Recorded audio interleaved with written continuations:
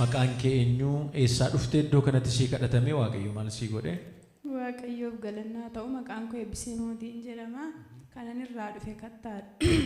Naa kadhatan utuu hin taane gaafa sana torbanarraa jechuudha.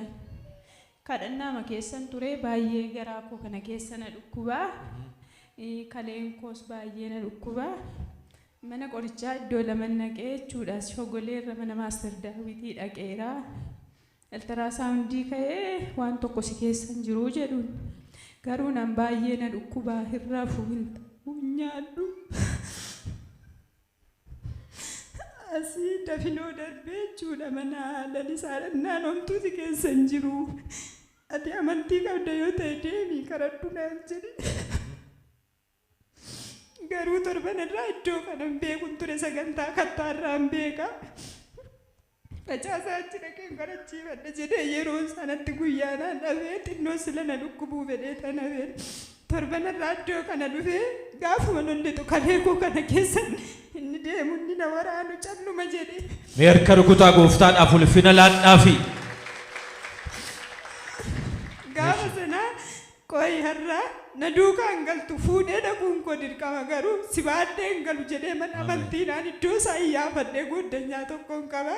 Lafa akkas akkasii sachiin beeka malee isa kana silan hin beekneefu iddoon isaa attamattamii jennaan mana tamaarii utungeen akkas jallatteetu iddoo isaa argitaa.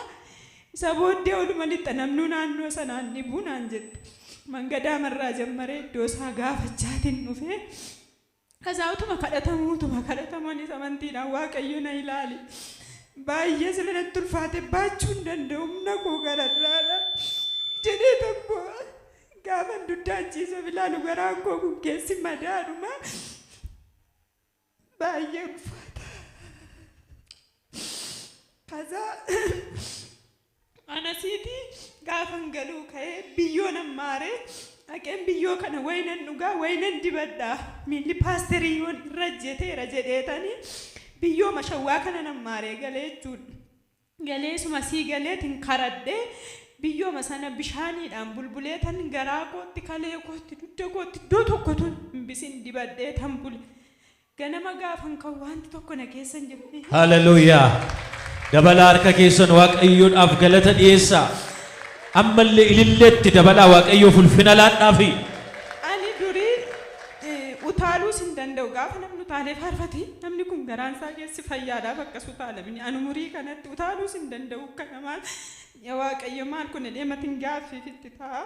Kazaa torbanii isa darbee cheerchiin naqeen Yihuudii jechuudha. Qoyistii har'a wanuman si ilaalaa dheetan galgalaaf ganama cheerchiitti deebi'ee gixxim godhee utaalee shubbisee. Faarfachaalee galee hammarraa kanatti garaa koo kee hin jiru kalee koo kee hin jiru dudda koorra hin jiru baay'ee nan fayyada. Hallelujaa. Ammallee ulfina gooftichaaf dhiyeessaa galateeffannaa Waaqayyoon. Ameen. Kanaaf Waaqayyoon naa galateeffadhaan isiniin jedhaani. Amma fayyiteetta. Amma fayyeera. Waan kaleessa gochuu hin dandeenyu hundumaa gochuu dandeesseetta. Amma tokko nan godha bakka waan tokko na keessa hin jiruun. Ameen. Mee ulfina isaa gooftaadhaaf laadhaa.